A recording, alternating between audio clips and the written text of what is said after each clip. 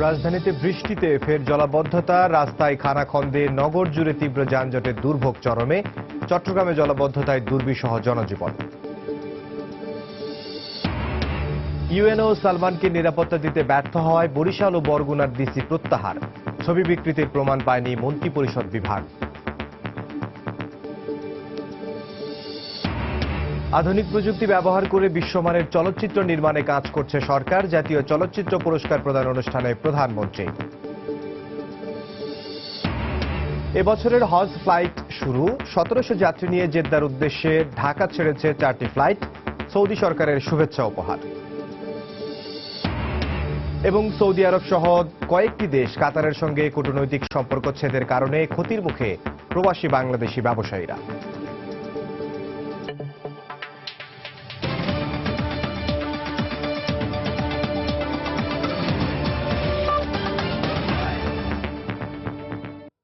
প্রবাসী সময়ের সঙ্গে আছি আমি ইমদাদুল হক। টানা বৃষ্টি আর যানজটে নাকাল হয়ে পড়ে রাজধানীবাসী। অলিগলিতে পানি জমায় দেখা দেয় তীব্র যানজট, আর ভোগান্তির মাত্রা বাড়িয়ে দেয় রাস্তার খানাখন্দ আর সংস্কারের কাজ। এমন অবস্থায় অফিসে যেতে বা অফিস শেষে বাড়ি ফিরতে ভোগান্তি এড়াতে পারেনি নগরবাসী।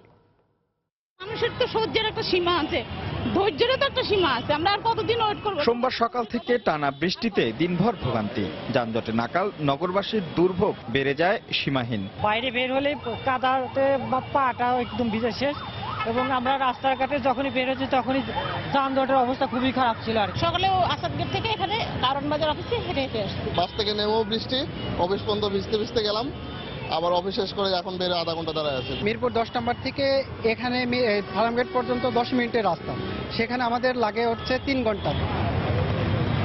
কখনো ঝুম আবার কখনো গুড়ি গুড়ি বৃষ্টিতে যারা ঘর থেকে বের হন তাদের পড়তে হয় অস্বস্তিতে। সকালে সবচেয়ে বেশি বিপাকে পড়েন অফিসগামী মানুষ আর স্কুল কলেজের শিক্ষার্থীরা। সারাদিন থেমে থেমে বৃষ্টিতে রাস্তায় জলাবদ্ধতায় রাজধানীর যানজটও ছিল মাত্রা ছাড়া। রাস্তায় ঘন্টার পর ঘন্টা দাঁড়িয়ে থাকে যানবাহন। আবার বিকেলে বাড়ি ফিরতেও একই অবস্থা। কাজই শেষ হয় না, কাজ শেষ হয় আবার শুরু হয়। আপনার এই সাইডে যে ফুটপাথগুলো সুন্দর করে করছে, এগুলো আবার এখন ঘুরতেছে, ঘুরে আবার পাইপ বসাবে। হইল কি, জামা কাপড় নষ্ট হয়, পানি থাকে রাস্তায়, রাস্তায় হাঁটা চলা করা যায় না। তারপর রিক্সা ম্যানুয়ালে ডাকনা খোলা থাকে, রিক্সা বেরা যায়। আমাদের দেশের যে গাড়ি আছে, গাড়ির বিলে ফিটনেস নাই, এটি পুলিশে টাকা খাইয়া গাড়ি চালাইতেছে। এখন ওই গাড়ি যদি রাস্তায় বার হয়, পুলিশ ইয়াতে যখন পানি কাজে ঢুকে তখন গাড়ি তো অটোমেটিক নষ্ট হবে, তখন তো আমরা গাড়ি পাচ্ছি না। তাই দুর্ভোগ কমাতে সেবা সংস্থাগুলোকে শুষ্ক মৌসুমে সংস্কার কাজ চালানোর অনুরোধ জানিয়েছে নগরবাসী। রাশেদ লিমন, সময় সংবাদ, ঢাকা। এদিকে গত 2 দিনের টানা বৃষ্টিতে আবারও জলাবদ্ধতার নগরীতে পরিণত হয়েছে চট্টগ্রাম। রাস্তাঘাট তলিয়ে যাওয়ার পাশাপাশি বাসাবাড়ি ও ব্যবসা প্রতিষ্ঠানে পানি ঢুকে যাওয়ায় চরম বিপাকে পড়েছেন নগরবাসী। জলাবদ্ধতার কারণে সংকট ছিল যানবাহনেরও। বিস্তারিত জানাচ্ছেন শফিকুল আলম। দুর্ভোগ যেন নিত্যদিনের সঙ্গী হয়ে উঠেছে চট্টগ্রামবাসীর কাছে। একটু বৃষ্টি হলেই কোমর সমান পানিতে তলিয়ে যায় পুরো নগরী। সৃষ্টি হয় জলাবদ্ধতা, পরিণত হয় ভোগান্তির নগরীতে। গত 2 দিনের টানা বৃষ্টিতে তলিয়ে যায় নগরীর চকবাজার, 2 নম্বর গেট, আগ্রাবাদ, মুরাদপুর, বহদ্রাহাট, প্রবর্তক, সিডিএ আবাসিক সহ বিভিন্ন এলাকা। কোথাও হাঁটু সমান, আবার কোথাও কোমর সমান পানিতে নাকাল সাধারণ মানুষ। জলাবদ্ধতার কারণে সংকট ছিল যানবাহনেও। অনেকে বৃষ্টিতে ভিজেই পায়ে হেঁটে গন্তব্যে রওনা হন। এক্সাম চলতেছে এখন, একজনের মধ্যে সব, তা আমাদের অনেক কষ্ট। অল্প কিছু বৃষ্টি হলেই পানি উঠে যায়। পানি ওঠার কারণে সব জায়গায় ডিসি রুট থেকে শুরু করে বাকলের বিভিন্ন জায়গায় বিভিন্ন স্থানে পানি গড়ে উঠে যায়। রাস্তায় পানির জন্য যেতে পারছি না, এখানে ক্লাস করতেও সমস্যা হচ্ছে। রাস্তায় গাড়ি করে পাচ্ছি না, জামা কাপড় ভিজে যাচ্ছে বৃষ্টিতে। মেয়র বলে আমি কাজ করতেছি, পরিষ্কার করতেছি, তো পরিষ্কার করলে বৃষ্টি হইতে পানি উঠে। জলাবদ্ধতার কারণে বিভিন্ন এলাকার দোকান ও ব্যবসা প্রতিষ্ঠান পানিতে তলিয়ে যাওয়ায় বিপাকে পড়েন ক্ষুদ্র ব্যবসায়ীরা। বৃষ্টি হচ্ছে, পানি উঠলে দিলে পানি উঠে ব্যবসা বাণিজ্য করতে পারছি না। বৃষ্টি এবং জোয়ার একসাথে যখন হয় তখন আমাদের দোকানদারিটা পুরোপুরি বন্ধ রাখতে হয়। পতেঙ্গা আবহাওয়া অফিস জানিয়েছে, রোববার দুপুর 12টা থেকে সোমবার দুপুর 12টা পর্যন্ত 24 ঘন্টায় চট্টগ্রামে 196.6 মিলিমিটার বৃষ্টিপাত রেকর্ড করা হয়েছে। শফিকুল আলম, সময় সংবাদ, চট্টগ্রাম। এদিকে বৃষ্টি ও জোয়ারের পানিতে তলিয়ে আছে দেশের সর্ববৃহৎ পাইকারি বাজার চট্টগ্রামের খাতুনগঞ্জ নষ্ট হচ্ছে আদা, পেঁয়াজ, রসুন সহ নিত্য প্রয়োজনীয় পণ্য। গত দুদিনে কয়েকশো কোটি টাকার ক্ষতি হয়েছে বলে দাবি করেছেন ব্যবসায়ীরা। বিস্তারিত কমলদের রিপোর্টে।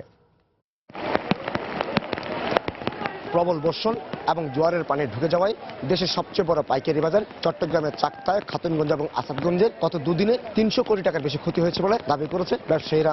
এছাড়া গুদামে পানি ঢুকে যাওয়ায় নষ্ট হয়েছে শত শত কোটি টাকার পণ্য। বিশেষ করে ডাল এবং আদা, রসুন, পেঁয়াজ ক্ষতি হয়েছে সবচেয়ে বেশি। ব্যবসা লাটে উঠে গেছে আমাদের।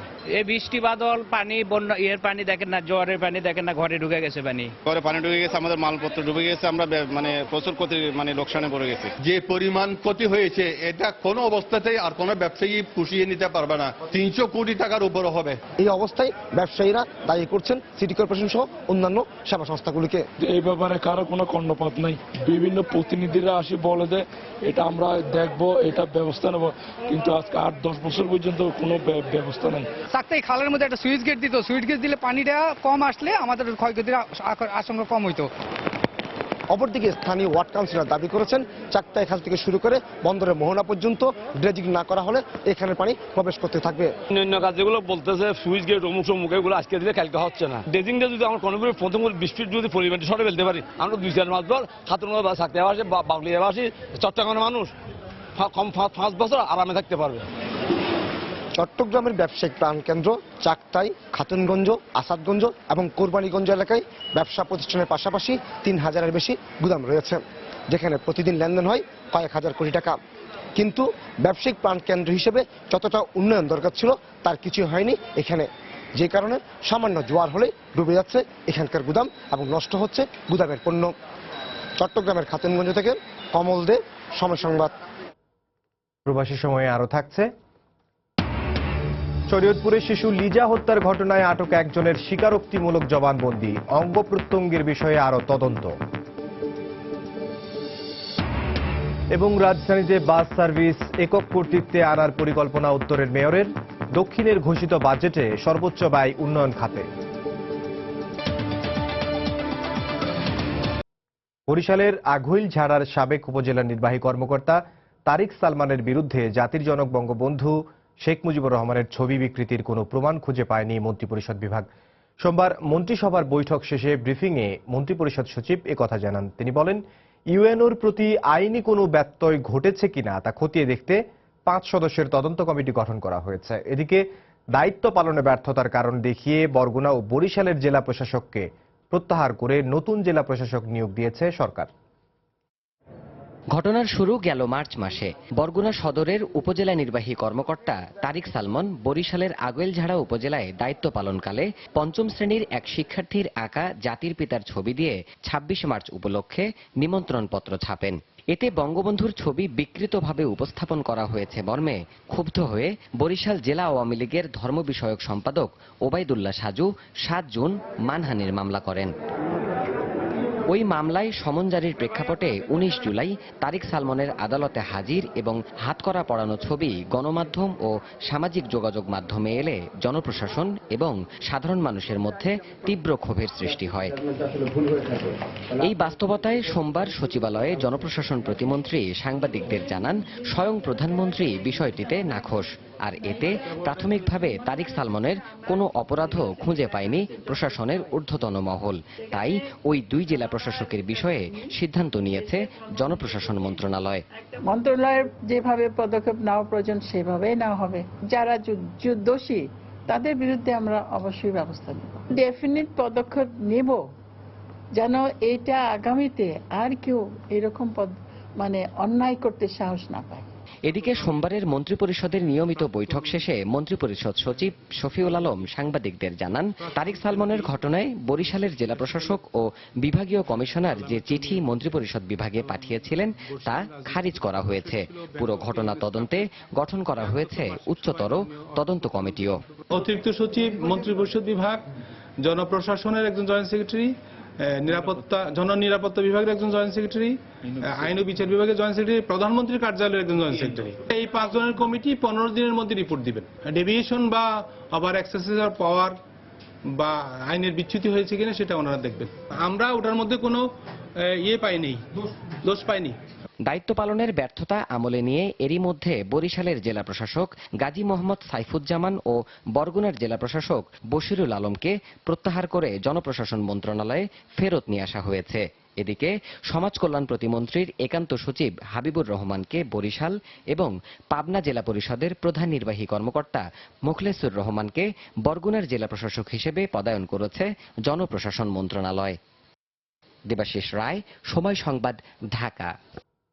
এদিকে মন্ত্রিসভার বৈঠকে বাংলাদেশ সংবাদ সংস্থা আইন 2017 এর খসড়ায় চূড়ান্ত অনুমোদন দেয়া হয়। তবে কিছু খুঁটিনাটি দিক পর্যালোচনা শেষে আবারও আইনটি মন্ত্রিসভায় উপস্থাপন করা হবে বলে জানিয়েছেন মন্ত্রিপরিষদ সচিব। এছাড়াও তিনি জানান, মঙ্গলবার থেকে 28 জুলাই পর্যন্ত ঢাকায় জেলা প্রশাসকদের সম্মেলন হবে।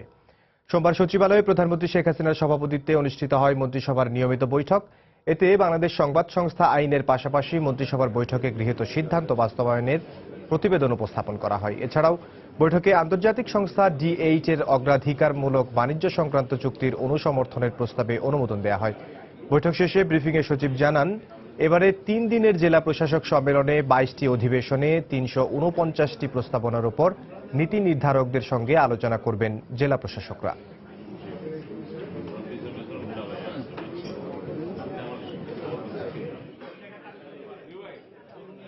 বাংলাদেশ সংবাদ সংস্থা আইন 2017 এটার খসড়া মন্ত্রিসভা উপস্থাপন করা হয়, কিন্তু মন্ত্রিসভা কিছু অবজারভেশন দিয়ে বলছেন যে এটা রিকাস্ট করে আবার পেশ করার জন্য। সর্বমোট 22টি অধিবেশন হবে, কার্য অধিবেশন 18টি, অংশগ্রহণকারী মন্ত্রণালয় বিভাগের সংখ্যা হচ্ছে 52টি, এবারে প্রাপ্ত প্রস্তাব সংখ্যা হচ্ছে 349টি। ইতিহাস, ঐতিহ্য আর কৃষ্টিকে ধারণ করে উন্নত প্রযুক্তি ব্যবহারের মাধ্যমে আন্তর্জাতিক মানের চলচ্চিত্র নির্মাণের জন্য নির্মাতাদের প্রতি আহ্বান জানিয়েছেন প্রধানমন্ত্রী শেখ হাসিনা। সোমবার জাতীয় চলচ্চিত্র পুরস্কার 2015 প্রদান অনুষ্ঠানে এই আহ্বান জানান তিনি। এছাড়া পুরস্কার দেওয়ার ক্ষেত্রে নির্বাচকদের প্রতি যাতে কেউ চাপ সৃষ্টি না করে, এজন্য সংশ্লিষ্টদের সতর্ক হওয়ারও আহ্বান জানান তিনি। অনুষ্ঠানে কাজের স্বীকৃতি স্বরূপ 31 ব্যক্তি ও প্রতিষ্ঠানকে পুরস্কার তুলে দেন প্রধানমন্ত্রী। চলচ্চিত্রের জন্য সর্বোচ্চ রাষ্ট্রীয় স্বীকৃতি, তাই সোমবার বিকেল থেকেই বঙ্গবন্ধু আন্তর্জাতিক সম্মেলন কেন্দ্র ছিল নির্মাতা, শিল্পী আর কলাকুশলীদের আগমনে রঙিন। অনুষ্ঠানের শুরুতেই ছিল চলচ্চিত্র অঙ্গনে বিশেষ অবদান রাখায় 25টি বিভাগে 30 ব্যক্তি ও এক প্রতিষ্ঠানের পুরস্কার গ্রহণ পর্ব। একে একে প্রধানমন্ত্রীর কাছ থেকে পুরস্কার গ্রহণ করেন 2015 সালের শ্রেষ্ঠ চলচ্চিত্র অনিল বাগচির একদিন ও বাপজানের বায়োস্কোপের পরিচালকরা। আজীবন সম্মাননা দেওয়া হয় চিত্রনায়িকা শাবানা এবং সঙ্গীত শিল্পী ফেরদৌসী রহমানকে। প্রধানমন্ত্রী বলেন, 75 পরবর্তী সরকারগুলো যেখানে দেশ ও সংস্কৃতিতে অশ্লীলতার বীজ বপন করেছিল, তখন আওয়ামী লীগের নেতৃত্বাধীন সরকার চলচ্চিত্রের উন্নয়নে কাজ করেছে। জীবন সায়াহ্নে উপনীত শিল্পীদের জন্য চলচ্চিত্র অঙ্গনের জন্য বিশেষ ট্রাস্ট গঠনের ঘোষণা দেন তিনি। এছাড়া শিগগিরই সাভারের কবিরপুরের বঙ্গবন্ধু ফিল্ম সিটি নির্মাণের কাজ শেষ হবে বলেও জানান প্রধানমন্ত্রী শেখ হাসিনা। আমাদের তো 5 বছর মেয়াদে নির্বাচিত হয়ে আসি, আর 5 বছর পর পর ভোটের জন্য জনগণের কাছে যেতে হয়, আর জনগণ ভোট দিলে আবার ফিরে আসি, আর না হলে আসতে পারবো না। কিন্তু আমরা থাকতে থাকতেই যে কাজগুলি হাতে নিয়েছি সেগুলি যাতে দ্রুত শেষ হয় সেটাই আমরা চাই, কারণ আমাদের অভিজ্ঞতা খুব তিক্ত। কারণ অনেক কাজ শুরু করে যাই, যখন আবার দেখেছি 96 থেকে 2001 পর্যন্ত যখন ক্ষমতায় ছিলাম অনেকগুলি পদক্ষেপ আমরা নিয়েছিলাম, কিন্তু 2001-এ যখন বিএনপি জামাত জোট ক্ষমতায় আসলো, এরপরে সব অনেক কিছুই বন্ধ করে দিল। এ সময় চলচ্চিত্র ও সিনেমা হলে সংশ্লিষ্টদের ডিজিটাল প্রযুক্তি ব্যবহারের পরামর্শ দেন প্রধানমন্ত্রী। আমরা চাই আমাদের যারা বাংলাদেশে চলচ্চিত্র নির্মাণ করেন তারা আরো উন্নত মানের সিনেমা করবেন, যা আমাদের ঐতিহ্য, ইতিহাস, সংস্কৃতি, কৃষ্টি সবকিছু যেন ধারণ করতে পারে। তুমি আরো কাছে আসিয়া। এরপর দর্শক সারিতে বসে মনোজ্ঞ বিভিন্ন পরিবেশন উপভোগ করেন প্রধানমন্ত্রী শেখ হাসিনা। আজহার লিমন, সময় সংবাদ, ঢাকা। আদালতের অনুমতি না নিয়ে চিকিৎসার জন্য বিদেশ যাওয়ায় বেগম খালেদা জিয়ার বিরুদ্ধে গ্রেফতারি পরোয়ানা জারির আবেদনের বিষয়ে আগামী 27 জুলাই আদেশ দেবেন আদালত। সোমবার এ নিয়ে শুনানি হয়। শুনানি চলাকালে উদ্ধত্যপূর্ণ আচরণের অভিযোগে বেগম জিয়ার আইনজীবী ব্যারিস্টার মাহবুব উদ্দিন খোকনকে গ্রেফতারের নির্দেশ দিলেও পরবর্তীতে নিঃশর্ত ক্ষমা চাওয়ায় তা প্রত্যাহার করেন আদালত। বিএনপি চেয়ারপারসন বেগম খালেদা জিয়ার অনুপস্থিতিতেই সোমবার সকালে বকশীবাজারে স্থাপিত অস্থায়ী বিশেষ জজ আদালতে শুরু হয় জিয়া অরফানেজ ট্রাস্ট ও জিয়া চ্যারিটেবল ট্রাস্ট দুর্নীতি মামলার এদিনের কার্যক্রম। আদালতকে অবহিত না করে বিদেশ যাওয়ায় কার্যক্রমের শুরুতেই জিয়া চ্যারিটেবল ট্রাস্ট দুর্নীতি মামলায় বেগম জিয়ার জামিন বাতিল করার আবেদন করেন দুদকের আইনজীবীরা। এর আগে গত 20 জুলাই জিয়া অরফানেজ ট্রাস্ট দুর্নীতি মামলাতেও গ্রেপ্তারি পরোয়ানা চেয়ে আবেদন করেন তারা। গ্রেপ্তারি পরোয়ানা চেয়ে করা দুটি আবেদন নিয়েই যুক্তিতর্ক উপস্থাপন করেন উভয় পক্ষের আইনজীবীরা। পরে 27 জুলাই পর্যন্ত মামলার কার্যক্রম মুলতবি ঘোষণা করেন আদালত। বেগম খালেদা অসুস্থতার কারণে বিদেশে গেছেন, এখন যদি 35টা মামলা এইভাবে দরখাস্ত দিতে হয়, হ্যাঁ তাইলে পরে 35টা কোর্টে যেতে হবে, তাহলে 3 বছর সময় লাগবে। সেই জন্য আমরা আদালতকে বলেছি যে এইটা কোনো জুডিশিয়াল নর্মসের মধ্যে পড়ে নাই। তিনি বিনা অনুমতিতে বাংলাদেশ ছেড়েছেন, আদালতকে জানান নেই এবং মামলার কার্যক্রমে ব্যাহত হচ্ছে। এই 3টি কারণ উল্লেখ করে তার বিরুদ্ধে গ্রেপ্তারি পরোয়ানা দিয়ে মামলার কার্যক্রমকে শেষ করার জন্য আমরা আবেদন করেছি। মাননীয় আদালত পরবর্তীতে 27 তারিখে এ ব্যাপারে তিনি আদেশ প্রদান করবেন। এদিকে আদালতের কার্যক্রম চলাকালে বেগম জিয়ার আইনজীবী ব্যারিস্টার মাহবুবউদ্দিন খোকনের সঙ্গে বিচারক ডক্টর আখতারুজ্জামানের উত্তপ্ত বাক্য বিনিময় হয়। ব্যারিস্টার খোকনকে সংযত হওয়ার পরামর্শ দেওয়ার পরও বিচার পরিচালনা নিয়ে একতরফা মন্তব্য করতে থাকলে বিচারক তাকে আটকের নির্দেশ দেন। পরবর্তীতে ব্যারিস্টার খোকনের পক্ষে সিনিয়র আইনজীবীরা নিঃশর্ত ক্ষমা প্রার্থনা করলে গ্রেপ্তারের নির্দেশ প্রত্যাহার করেন আদালত। এই মামলায় বিভিন্ন রকমভাবে আদালতের কার্যক্রমকে ব্যাহত করার জন্য চেষ্টা করেছিলেন, যার পরিপ্রেক্ষিতে মাননীয় আদালত আইনজীবীকে গ্রেপ্তার করার জন্য নির্দেশ প্রদান করেছিলেন। ক্ষমা প্রদর্শন করায় আজকের এই উদ্ভূত পরিস্থিতি থেকে আমরা রক্ষা পেয়েছি। কিছু হয়তো এই কথাবার্তা হয়েছে, পরবর্তীতে আদালতের ল্যাঙ্গুয়েজেই এটা সমাধান হয়ে গিয়েছে। বিচারাধীন বিষয় নিয়ে কেউ যাতে সভা সমাবেশে মনগড়া মন্তব্য করে বিভ্রান্তি ছড়াতে না পারেন, এ বিষয়ে আদালতকে তৎপর হওয়ার তাগিদ দেন বেগম জিয়ার আইনজীবীরা। সালাউদ্দিন সুমন, সময় সংবাদ, ঢাকা। হজযাত্রার প্রথম দিনে 1700 হজযাত্রী নিয়ে 4টি ফ্লাইট সৌদি আরবের উদ্দেশ্যে ঢাকা ছেড়েছে। হযরত শাহজালাল আন্তর্জাতিক বিমানবন্দর থেকে সোমবার সকাল 7:55 প্রথম, এরপর দুপুর 12টার দিকে দ্বিতীয় ফ্লাইট ছেড়ে যায়। পরে সন্ধ্যার পর আরও 2টি ফ্লাইট সৌদি আরবের উদ্দেশ্যে ঢাকা ছাড়ে। হজযাত্রীদের বিদায় জানান বিমান পরিবহন ও পর্যটন মন্ত্রী রাশেদ খান মেনন এবং ধর্মমন্ত্রী অধ্যক্ষ মতিউর রহমান। তারা বলেন, হজযাত্রা নির্বিঘ্ন করতে সব ব্যবস্থা নেওয়া হয়েছে। আনুষ্ঠানিকভাবে শুরু হলো হজযাত্রা। সোমবার সকালে 418 জন যাত্রী নিয়ে ঢাকা ত্যাগ করে বাংলাদেশ বিমানের প্রথম হজ ফ্লাইট। ঢাকা ছাড়ার আগে এবারের ব্যবস্থাপনায় সন্তোষ প্রকাশ করেন হজযাত্রীরা। নিজেদের জন্য এবং দেশের মানুষের জন্য যাতে সুখ শান্তিতে থাকতে পারে, এ ব্যাপারে মহান আল্লাহর দরবারে আমরা দোয়া করি। একটু টেনশন লাগছে যে একটা অনেক বড় কাজে অংশ নিতে যাচ্ছি, সেটা যেন সুস্থভাবে সম্পন্ন করে আসতে পারি। মানুষের জন্য শান্তি, আর নিজের বাদবাকি যেটুকু জীবন বেঁচে থাকবে সেইটুকু শুধু আল্লাহর পথে চলতে পারে, সেই তৌফিক দান চাওয়া তো আল্লাহর কাছে। এবার 346টি ফ্লাইটে হজ যাত্রী পরিবহন করা হবে। 26শে আগস্ট পর্যন্ত 283টি ডেডিকেটেড এবং 63টি শিডিউল ফ্লাইট পরিচালিত হবে। প্রথম দিন বিমানবন্দরে হজ যাত্রীদের বিদায় জানান বেসামরিক বিমান পরিবহন মন্ত্রী এবং ধর্মমন্ত্রী। তারা হজ যাত্রা নিরাপদ করতে সব ব্যবস্থা নেওয়ার কথা জানান। আমরা আশা করব আপনাদের সহযোগিতায় নির্বিঘ্নে হজ যাত্রার সমাপন আমরা করতে সক্ষম হব। এখন থেকে আমাদের হজ যাত্রা যাত্রীদেরকে নিয়ে নিয়মিত চলবে এবং আমরা আশা করি পরম করুণা আল্লাহ পাকের অসীম রহমতে আমরা ঠিক মতোই ফ্লাইটগুলি পরিবহন করতে পারবো। বাংলাদেশ থেকে এবার 1,27,198 জন হজ পালন করবেন। এর মধ্যে বাংলাদেশ বিমান 63,599 জনকে এবং অন্যদের পরিবহন করবে সৌদি এয়ারলাইন্স। 6 সেপ্টেম্বর ফিরতি হজ ফ্লাইট শুরু হয়ে শেষ হবে 5 অক্টোবর। হাবিব ইসলাম হাবিব, সময় সংবাদ, ঢাকা। এদিকে 419 জন হজযাত্রী নিয়ে এবারের প্রথম হজ ফ্লাইটে জেদ্দা কিং আব্দুল আজিজ আন্তর্জাতিক বিমানবন্দরে পৌঁছেছে। এ সময় হজযাত্রীদের উষ্ণ অভ্যর্থনা জানান সৌদি আরবে নিযুক্ত বাংলাদেশের রাষ্ট্রদূত গোলাম মসি, জেদ্দা কনসুলেটের কনসাল জেনারেল FM বোরহানুদ্দিন সহ ঊর্ধ্বতন কর্মকর্তারা। প্রথম ফ্লাইটে আসা যাত্রীদের সৌদি সরকারের পক্ষ থেকে শুভেচ্ছা উপহার হিসেবে খেজুর, জায়নামাজ ও তসবিহ সহ তুলে দেওয়া হয়। বাংলাদেশি হজযাত্রীদের জন্য ইতোমধ্যে বাড়ি ভাড়া থেকে শুরু করে হজ পালনের সব আয়োজন সম্পন্ন করা হয়েছে বলে জানান কনসাল মাকসুদুর রহমান। তিতুমির কলেজের শিক্ষার্থী সিদ্দিকুর রহমানের চোখ জখমের ঘটনায় আগামী 3 দিনের মধ্যে তদন্ত করে জড়িতদের বিরুদ্ধে শাস্তিমূলক ব্যবস্থা নেওয়া হবে। সিদ্দিককে দেখতে গিয়ে একথা জানিয়েছেন সড়ক পরিবহন ও সেতু মন্ত্রী ওবায়দুল কাদের। সোমবার রাজধানীর চক্ষু বিজ্ঞান ইনস্টিটিউটে সিদ্দিকুর রহমানকে দেখতে যান ওবায়দুল কাদের। এ সময় তিনি বলেন, প্রয়োজনে উন্নত চিকিৎসার জন্য তাকে বিদেশে পাঠাতেও সরকার প্রস্তুত রয়েছে। তার চোখের আলো ফিরতে পারে বলেও প্রত্যাশার কথা জানান মন্ত্রী। এর আগে সিদ্দিকুর রহমানকে দেখতে হাসপাতালে যান ডিএমপি কমিশনার আসাদুজ্জামান মিয়া। তিনি সাংবাদিকদের বলেন, ঘটনাটি টিয়ার সেলে ঘটেছে নাকি তৃতীয় কারো সংশ্লিষ্টতা রয়েছে সে বিষয়ে তদন্ত চলছে। এক্ষেত্রে পুলিশের গাফিলতি কিংবা অপেশাদার কোনো আচরণের প্রমাণ পাওয়া গেলে ব্যবস্থা নেওয়া হবে। একটি চোখের আলো এখনো আছে এবং আশা আছে প্রয়োজনে উন্নত চিকিৎসার জন্য তাকে বিদেশে পাঠাতে আমরা সরকার প্রস্তুত। কেউ যদি দায়ী হয় কপের মধ্যে, তাহলে অবশ্যই তার বিরুদ্ধে শাস্তিমূলক ব্যবস্থা গ্রহণ করা হবে। পুলিশের টিয়ার সেলে তিতুমির কলেজের শিক্ষার্থী সিদ্দিকুরের চোখে আঘাত পাওয়ার প্রমাণ পাওয়া গেলে জড়িত পুলিশ সদস্যদের বিরুদ্ধে বিভাগীয় ব্যবস্থা নেওয়া হবে বলে জানিয়েছেন পুলিশ মহাপরিদর্শক এ.কে.এম. শহীদুল হক।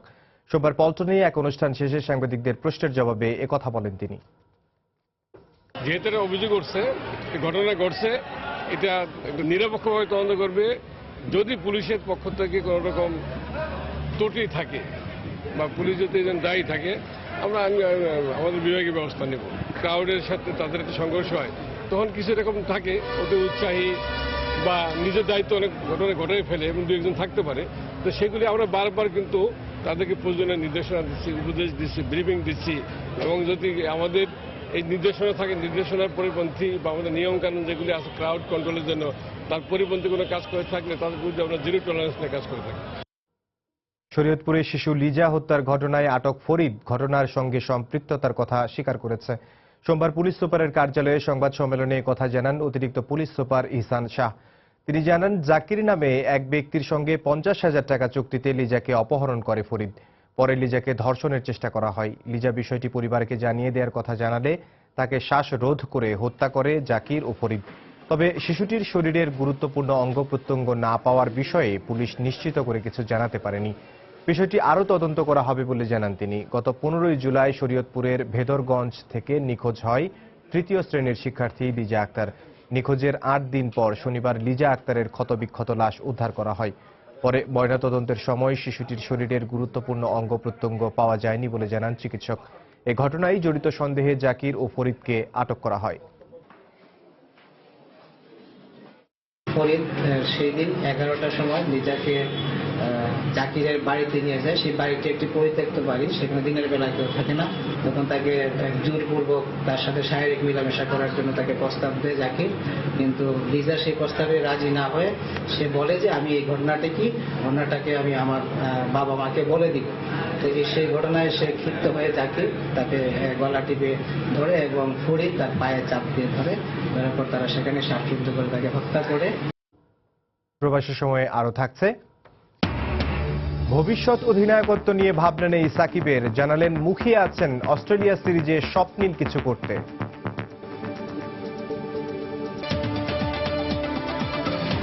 উত্তরপত্র মূল্যায়নের পদ্ধতি পরিবর্তনের কারণে গত কয়েক বছরের তুলনায় এবছর এসএসসির মতো এইচএসসিতেও পাশের হার কমার সঙ্গে কমেছে জিপিএ 5 এর সংখ্যাও। তবে এ ফল বিপর্যয়কে শিক্ষার মানোন্নয়নের অগ্রযাত্রা হিসেবেই দেখছেন শিক্ষাবিদরা। নতুন এই পদ্ধতির মাধ্যমে প্রকৃত মেধাবীদের যাচাই করা সম্ভব হচ্ছে বলে মনে করেন পরীক্ষকরা। সাদিয়া আফরিনের রিপোর্ট। গত কয়েক বছর ধরে খেয়াল খুশিমতো খাতা দেখা কিংবা ঢালাওভাবে নম্বর দেওয়ার যে অভিযোগ, তা অনেকটাই সত্য প্রমাণিত হয় এই বছরের বড় দুটি পাবলিক পরীক্ষার ফল বিশ্লেষণে।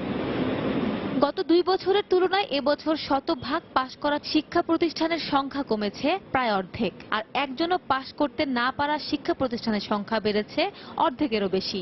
অন্যদিকে গত বছরের তুলনায় এবার এসএসসি ও এইচএসসিতে পাশের হার কমার পাশাপাশি কমেছে জিপিএ 5 পাওয়া শিক্ষার্থীর সংখ্যাও।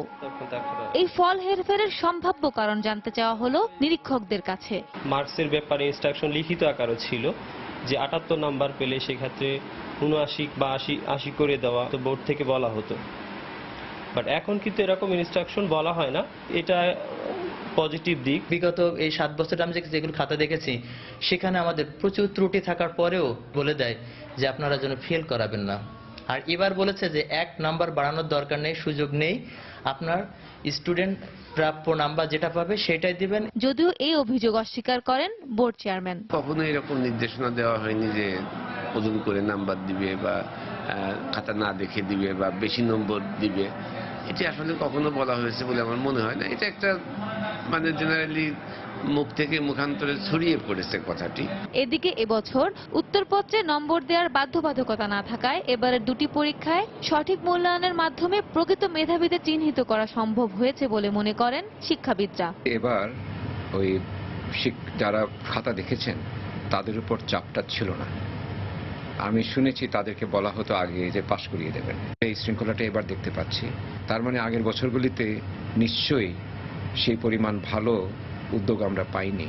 নতুন এই উদ্যোগের মাধ্যমে সত্যিকার জ্ঞান চর্চার পাশাপাশি শিক্ষার্থী সত্তা জাগ্রত হবে বলেও মনে করেন তিনি। মেধাসম্পন্ন শিক্ষা ব্যবস্থার মাধ্যমে শতভাগ শিক্ষার্থী পরীক্ষায় পাশ হবে। যেদিন সেটি হবে সেদিন আমি আনন্দের সঙ্গে উল্লাস প্রকাশ করব। সাদিয়া আফরিন, সময় সংবাদ, ঢাকা। এবার প্রবাসের খবর। সৌদি আরব সহ প্রতিবেশী কয়েকটি দেশ কাতারের সঙ্গে কূটনৈতিক সম্পর্কচ্ছেদের কারণে ক্ষতির মুখে পড়েছেন প্রবাসী বাংলাদেশি ব্যবসায়ীরা। অবরোধ প্রত্যাহারে সৌদি জোটের দেয়া শর্ত কিছুটা শিথিল হলেও শঙ্কা কাটেনি প্রবাসীদের। শিগগিরই কাতারের উপর থেকে প্রতিবেশী দেশগুলোর অবরোধ তুলে নেয়ার দাবি জানান ব্যবসায়ীরা। কাতার প্রতিনিধি আনোয়ার হোসেন মামুনের তথ্য ও ছবি নিয়ে ডেস্ক রিপোর্ট। গেল 5 জুন কাতারের সঙ্গে সৌদি আরব সহ উপসাগরীয় অঞ্চলের কয়েকটি দেশ সব ধরনের কূটনৈতিক সম্পর্ক ছিন্নের পর হঠাৎ করে বেড়ে যায় নিত্যপণ্যের দাম। এছাড়া প্রতিবেশী দেশগুলোর নাগরিকদের প্রবেশ বন্ধ হওয়ায় সেখানকার মার্কেটগুলোতেও আশঙ্কাজনক হারে কমে গেছে বেচাকেনা। এতে চরম বিপাকে পড়েছে বাংলাদেশি মালিকানাধীন বিভিন্ন ব্যবসা প্রতিষ্ঠান। প্রবাসীরা বলছেন চলমান পরিস্থিতির শিগগিরই সমাধান না হলে বড় ধরনের ক্ষতির মুখে পড়বেন তারা। আগে যে কাস্টমার হতো বোর্ডে, এখন কাস্টমার নাই। যেমন সৌদি, দুবাই, বাহরাইন এগুলো থেকে আসতো, এগুলো আসে না। কাতারে যে অবরোধটা ছিল যদি প্রত্যাহার হয়ে যায় আমাদের বাংলাদেশের জন্য অনেক ভালো হবে। যেমন দুবাই থেকে সামান আসে, আমরা বাংলাদেশের কাজ করে খাই। সৌদি থেকে সামান আসে, আমরা বাংলাদেশের কাজ করে খাই। যদি প্রত্যাহারটা হয়ে যায় আমাদের জন্য অনেক ভালো হবে। বাংলাদেশি ভাইরা অনেক কাজ করতে পারবে, এখনো কাজ পাইতেছে না তারা অবরোধের কারণে। তবে প্রতিবেশী দেশগুলোর আরোপিত অবরোধ শান্তিপূর্ণ উপায়ে সমাধান হবে বলে আশাবাদী কাতারি নাগরিকরা। আমরা জানি সৌদি জোটের অবরোধের কারণে বাংলাদেশি ব্যবসায়ীদের অনেক ক্ষতি হচ্ছে। আশা করি এই সমস্যা খুব শিগগিরই শান্তিপূর্ণ উপায়ে সমাধান হয়ে যাবে। বাংলাদেশের সঙ্গে আমাদের ভালো বন্ধুত্বপূর্ণ সম্পর্ক রয়েছে। মুসলিম দেশ হিসেবে আমাদের আমির বাংলাদেশকে অনেক পছন্দ করেন। সৌদি জোটের দেয়া সব শর্ত চূড়ান্তভাবে প্রত্যাখ্যান করেছি আমরা। এ অবস্থায় কাতারকে দেয়া সৌদি জোটের শর্ত কিছুটা শিথিল করায় স্বস্তি ফিরলেও অবরোধ প্রত্যাহার না হওয়া পর্যন্ত শঙ্কা কাটছে না বাংলাদেশি ব্যবসায়ীদের। অবরোধের পর থেকে 1.5 মাস যাবত আমাদের বেচা কিনা খুবই কম। আর পর্দা এবং এই কার্পেট অনেক দোকানি, আমার মতো অনেক ব্যবসায়ী আছে বা এরা বেচা কিনা খুবই কম। সৌদি জোট যে 13 দফা দাবি দিয়েছিল সেই 13 দফা কাতার সরকার এটা প্রত্যাখ্যান করছেন। এখন সর্বশেষ কাতার পর আবার 6 দফার ভিতরে নিয়ে আসছেন। এখন 6 দফা কি কতটুকু মানবে এটা আমাদের আমির ভালো জানেন। তো যত তাড়াতাড়ি এটাই করুক, তত তাড়াতাড়ি করবে তো ভালো হবে। বর্তমানে কাতারে প্রায় 4 লাখ বাংলাদেশি বিভিন্ন পেশায় কর্মরত রয়েছেন। সময় সংবাদ, দোহা, কাতার। সংযুক্ত আরব আমিরাতে বাংলাদেশিদের বন্ধ ভিসা চালুর ক্ষেত্রে যেভাবে কূটনৈতিক তৎপরতা চলছে তাতে শিগগিরই এই সমস্যার সমাধান হবে বলে আশা প্রকাশ করেছেন ইউএই যুবলীগের নেতাকর্মীরা। রোববার স্থানীয় একটি হোটেলে সংগঠনটির উদ্যোগে আলোচনা সভার বক্তারা এই আশ্বাস দেন। সংগঠনের ভারপ্রাপ্ত সভাপতি শহীদুল হকের সভাপতিত্বে ও প্রকৌশলী সুবোধ চৌধুরীর পরিচালনায় এতে প্রধান অতিথি হিসেবে উপস্থিত ছিলেন আজমান বঙ্গবন্ধু পরিষদের সভাপতি ইসমাইল গনি চৌধুরী। বিশেষ অতিথির বক্তব্য দেন ইউএই যুবলীগের সহসভাপতি জাহাঙ্গীর আলম, যুবলীগ নেতা এস.এম. শফিকুল ইসলাম, দুবাই বঙ্গবন্ধু পরিষদের সভাপতি কাজী মোহাম্মদ আলী সহ অনেকে। বর্তমান সরকার যেভাবে উন্নয়নের ধারা অব্যাহত রেখেছে তাতে 2021 সালের আগেই বাংলাদেশ মধ্যম আয়ের দেশে এবং 2041 সালের আগেই উন্নত দেশে পরিণত হবে বলে বলেন বক্তারা। কাতার থেকে 15 লাখ কর্মী নিতে G2G+ চুক্তির ঘোষণা দিলেও এবার সে সিদ্ধান্ত থেকে সরে এসেছে মালয়েশিয়া। G2G+ পদ্ধতিতে মালয়েশিয়ায় 15 লাখের কম বাংলাদেশি শ্রমিক নেওয়া হবে বলে জানিয়েছে দেশটির উপপ্রধানমন্ত্রী দাতুক সেরি ডক্টর আহমদ জাহিদ হামিদি। সোমবার সংসদে 15 লাখ বাংলাদেশি কর্মীকে মালয়েশিয়ায় নিতে নিযুক্ত কোম্পানি ও সেগুলোর কর্ণধার এবং শেয়ার হোল্ডারদের বিষয়ে বিস্তারিত তথ্য জানানোর অনুরোধের পরিপ্রেক্ষিতে একথা জানান তিনি। তিনি বলেন, 5টি সরকারি বেসরকারি পর্যায়ের সমন্বয়ে G2G+ চুক্তির আওতায় বাংলাদেশ থেকে 15 লাখ কর্মী নেয়ার ঘোষণার পর এরই মধ্যে অনেক শ্রমিক নিবন্ধন করেছেন। তবে কতজন শ্রমিক নেওয়া হবে তা নির্ভর করছে দেশটির নিয়োগদাতাদের ওপর। এছাড়া মালয়েশিয়ার প্রতিটি প্রবেশস্থলে বায়োমেট্রিক ও জাতীয় নিরাপত্তা ব্যবস্থার মাধ্যমে বিদেশি কর্মীদের আগমন নিবিড়ভাবে নজরদারির কাজ জোরদার করা হয়েছে বলেও জানান দাতুক সেরি। এর আগে গত বছর বাংলাদেশ থেকে 15 লাখ কর্মী নেয়ার ব্যাপারে দুদেশের মধ্যে সমঝোতা স্মারক সই হলেও পরে সে সিদ্ধান্ত পরিবর্তন করে মালয়েশিয়া সরকার। 2017-18 অর্থ বছরে 3,337 কোটি 67 লাখ টাকার বাজেট ঘোষণা করেছে ঢাকা দক্ষিণ সিটি কর্পোরেশন। সর্বোচ্চ আয় ধরা হয়েছে সরকারি ও বৈদেশিক খাতে, আর সর্বোচ্চ ব্যয় ধরা হয়েছে উন্নয়নমূলক খাতে। সোমবার নগর ভবনে এ বাজেট ঘোষণার সময় দক্ষিণের মেয়র সাইদ খোকন গত অর্থ বছরের নানা উন্নয়ন কর্মকাণ্ডের বিবরণ তুলে ধরেন। বেতন ভাতা বাবদ 250 কোটি, সড়ক ও ট্রাফিক অবকাঠামো রক্ষণাবেক্ষণ উন্নয়নের খাতে 1151 কোটি টাকা, ভৌত অবকাঠামো নির্মাণ উন্নয়ন রক্ষণাবেক্ষণ খাতে 374.80 কোটি টাকা, বিদ্যুৎ জ্বালানি পানি ও গ্যাস বাবদ 143.50 কোটি, মেরামত সংরক্ষণ বাবদ 26.25 কোটি, মশক নিয়ন্ত্রণ কার্যক্রম বাবদ 25.60 কোটি, বিশেষ উন্নয়ন প্রকল্প খাতে 25 কোটি, অপ্রত্যাশিত উন্নয়ন খাতের ব্যয়ের জন্য 25 কোটি টাকা ব্যয় বরাদ্দ রাখা হয়েছে। সিটি কর্পোরেশনের মার্কেট, নির্মাণাধীন মার্কেট দখল করে ভাড়া তুলছে আরেকজন। সিটি কর্পোরেশনের অর্থ সংকট রয়েছে, অথচ দখল করে ভাড়া তুলছে আরেকজন। আমরা কিন্তু কোনো দলীয় দিক কিন্তু আমরা বিবেচনায় আনিনি। রাজধানী ঢাকার গণপরিবহন ব্যবস্থা শৃঙ্খলায় আনতে বাসগুলোকে একক কর্তৃত্বে আনা হবে বলে জানিয়েছেন ঢাকা উত্তর সিটি কর্পোরেশনের মেয়র আনিসুল হক। সোমবার পরিবহন মালিক সমিতিগুলোর সঙ্গে বৈঠকে তিনি এ মন্তব্য করেন। এ সময় তিনি আরো জানান, এই পদ্ধতিতে বাস মালিক ও শ্রমিকরা লাভবান হওয়ার পাশাপাশি দুর্ভোগ কমবে সাধারণ মানুষের। রাস্তায় মারামারি করে আপনাকে প্যাসেঞ্জার জোগাড় করতে হবে না। আপনার হোল্ডিং কোম্পানি হবে 6টি থেকে 7টা। এই যে 159 রুটকে 6টি থেকে 7টা রুটে কোনো চেঞ্জ হবে না, কোনো মালিকানার চেঞ্জ হবে না। আর যারা আপনারা বাস ট্রাকের ব্যবসা করছেন, আপনারা প্ল্যান নিয়ে আসেন মেয়রের কাছে যে আপনারা ড্রাইভিং স্কুল করবেন, খালি ব্যবসা করে আর লোন দিয়ে টাকা কামাবেন, এটা হবে না। চুয়াডাঙ্গায় জোড়া লাগানো যমজ মেয়ে সন্তানের জন্ম দিয়েছেন সাথী আক্তার নামে এক মা। সন্তানসহ মা সুস্থ রয়েছেন বলে জানিয়েছেন চিকিৎসক। হাসপাতাল কর্তৃপক্ষ জানায়, রোববার রাতে শহরের উপশম নার্সিং হোম নামে একটি বেসরকারি হাসপাতালে জোড়া লাগানো যমজ মেয়ে সন্তানের জন্ম দেন রেল কলোনির মামুন হোসেনের স্ত্রী সাথী আক্তার। জোড়া লাগানো যমজ শিশু দুটিকে নিয়ে বিপাকে পড়েছেন দরিদ্র অটোরিকশা চালক মামুন হোসেন ও তার পরিবার। শিশু দুটিকে বাঁচিয়ে রাখার জন্য সরকারি বেসরকারি সহায়তা চেয়েছেন তারা। শিশু দুটিকে বুকের সঙ্গে জোড়া লাগানো থাকায় দ্রুত বিশেষজ্ঞ চিকিৎসক দেখানোর দরকার বলে জানিয়েছেন হাসপাতালটির গাইনি বিশেষজ্ঞ।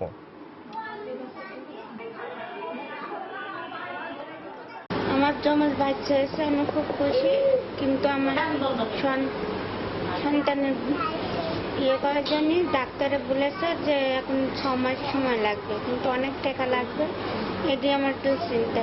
এটা ডিফেক্টিভ বাচ্চা, এই বাচ্চার উন্নত চিকিৎসা দরকার।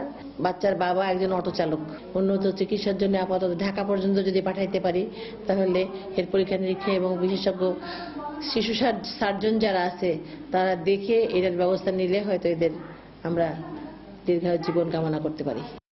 পাকিস্তানের লাহোরে শক্তিশালী বিস্ফোরণে 26 জন নিহত ও 52 জন আহত হয়েছেন। সোমবার বিকেলে নগরীর ফিরোজপুর সড়কের কাছে কোট লাখপাত সবজির বাজারে এই আকস্মিক বিস্ফোরণ হয়। এটি আত্মঘাতী বোমা হামলা হতে পারে বলে সন্দেহ করছে পুলিশ। বিস্ফোরণের স্থল মুখ্যমন্ত্রী শাহবাজ শরীফের বাসভবন থেকে 100 মিটারের মধ্যে এবং আরফা করিম পার্কের কাছে বলে জানিয়েছে গণমাধ্যম। গোটা এলাকা নিরাপত্তা বেষ্টিত থাকার পরও এ ধরনের ঘটনা কি করে ঘটল খতিয়ে দেখার কথা জানিয়েছে তদন্তকারীরা। নিহতদের মধ্যে 3 জন আইন শৃঙ্খলা বাহিনীর সদস্য বলে নিশ্চিত হওয়া গেছে। বর্তমানে পুলিশের পাশাপাশি সেনা সদস্যরা পুরো এলাকাটি ঘিরে রেখেছে। আলামত সংগ্রহে কাজ করছে ফরেনসিক টিম।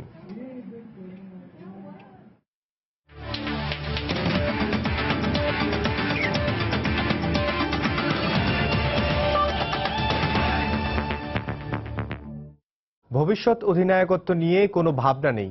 বর্তমানে অস্ট্রেলিয়ার বিপক্ষে টেস্ট সিরিজ খেলতে মুখিয়ে আছেন। সময় সংবাদে এমনটাই জানিয়েছেন বিশ্বসেরা অলরাউন্ডার সাকিব আল হাসান। টেস্ট ক্রিকেটে প্রতিপক্ষ হিসেবে অস্ট্রেলিয়া শক্ত দল হলেও নিজেদের ঘরের মাঠে বেশ প্রতিদ্বন্দ্বিতাপূর্ণ সিরিজ হবে বলে বিশ্বাস সাকিবের। একটা এক্সাইটমেন্ট কাজ করে যে ওদের সাথে একটা খেলার সুযোগ আসবে সামনে ইনশাল্লাহ। তো সেদিক থেকে আমাদের জন্য অনেক চ্যালেঞ্জ থাকবে। তো আমাদেরও অনেক নতুন নতুন কিছু শেখার সুযোগ আসবে। টেস্টে শক্ত প্রতিপক্ষ অস্ট্রেলিয়া, কিন্তু তাতে কি বাঘের ডেরায় সহজে পার পাবে না অজিরা, সেই আগাম বার্তাই দিলেন এই বিশ্বসেরা।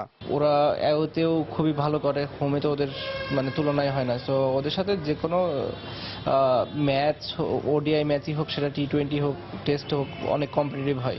আমাদের যে খেলার ইমপ্রুভমেন্ট আছে ওটা আমরা চেষ্টা করব ধরে রাখার। আমি বিশ্বাস করি আমাদের ভালো করার সম্ভাবনা অনেক বেশি। বর্তমান টি20-র অধিনায়ক তিনি। মাশরাফির পর ওয়ানডের অধিনায়কত্ব হয়তো বর্তাবে সাকিবের কাঁধে, তবে ভবিষ্যতের নেতৃত্বের ভাবনা এখনই নয়। যেটা আসেনি কিংবা আসবে হয়তো কোনো কিছুর গ্যারান্টি নাই, সেটা নিয়ে আসলে চিন্তা করে তো আমার কাছে মনে হয় না সময় নষ্ট করার দরকার আছে। প্রেজেন্টটা নিয়ে আমি চিন্তা করতে পছন্দ করি। আগে টি20 ম্যাচ একটা আসুক, নেক্সট হয়তো সাউথ আফ্রিকার সাথে খেলা আছে, তো তখন দেখা যাবে।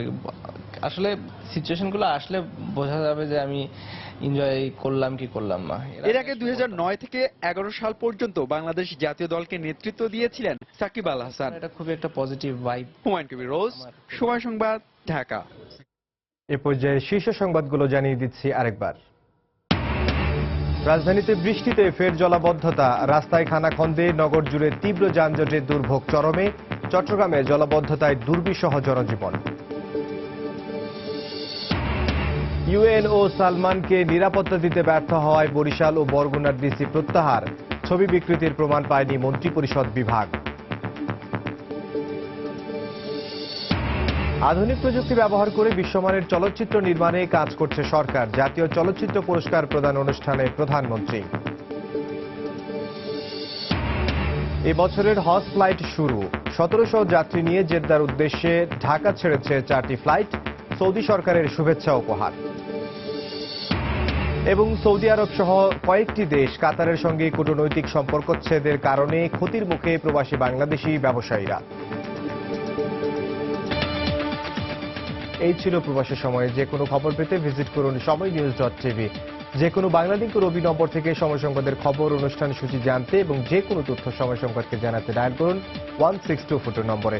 এছাড়া এইমাত্র পাওয়া খবর মোবাইলে পেতে SMS করুন *BN লিখে পাঠিয়ে দিন 16242 নম্বরে। সঙ্গে থাকুন সময়।